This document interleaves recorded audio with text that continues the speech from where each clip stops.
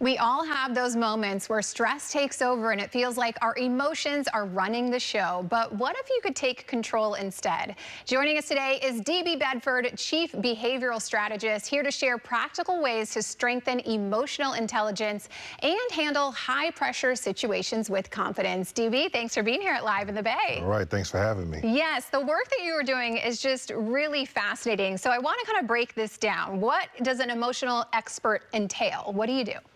It's like being a behavior detective, right? It's someone who is very intentional about guiding and coaching others, of helping them when emotions get high.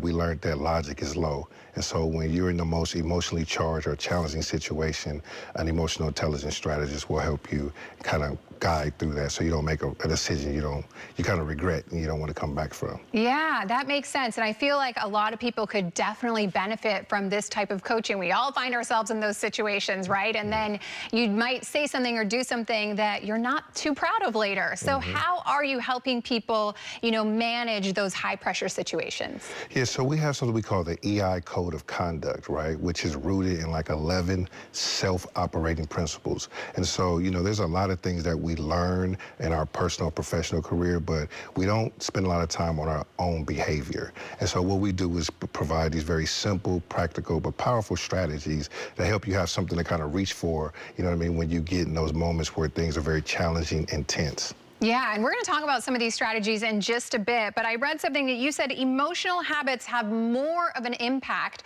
on our success than, say, goal setting and kind of writing it down. So how, what are these emotional habits that we should be paying attention to? Emotional eating, emotional spending. You think about, like, a lot of times when people eat, it's driven by emotions, sometimes stress. When you overeat, you've heard the term of retail therapy, right? Guilty. I'm an emotional spender. Right. And so those could be bad habits. Those could be things that you're trying to correct in the new year. But if you don't understand that it's emotions that's driving it, then you'll miss the mark. Oh, wow. That is so fascinating. I love this. Okay, so then let's dive deeper. I want to know the practical, tangible tips that we can take with us and be better in these areas.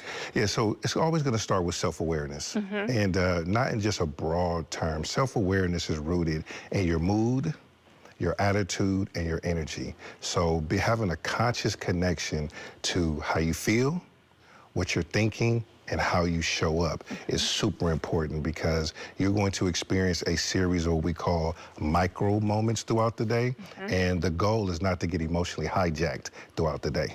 Oh, that makes a lot of sense. Something that my husband always says to me, and I feel like it used to irritate me, but now I've really bought into it, is two things you can always control: your attitude and your effort. And there's a lot of things that aren't in your control, but this is kind of along those lines. Yeah, absolutely. Yeah. And you can control it until you get in your feelings.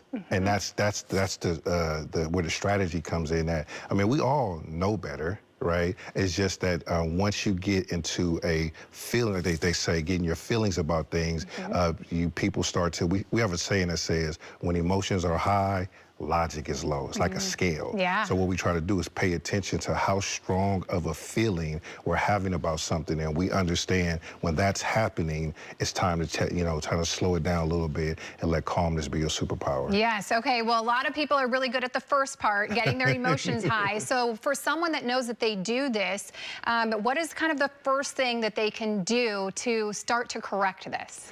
Something we call a purposeful pause, right? It's one of the fastest ways to manage your reactions.